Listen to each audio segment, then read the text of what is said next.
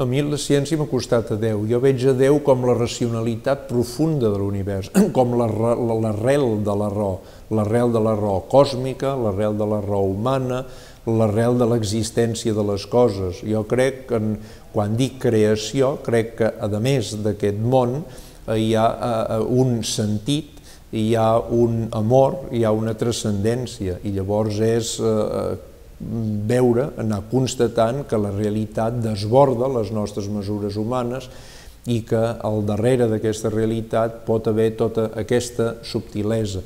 Veiem que aquesta racionalitat no és una racionalitat qualsevol, sinó una racionalitat que permet l'existència de vida.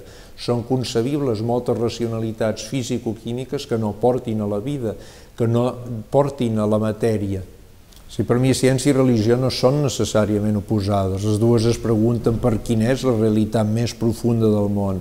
La ciència ho fa d'una determinada manera, una manera que és analítica, que és demostrativa, que és empírica.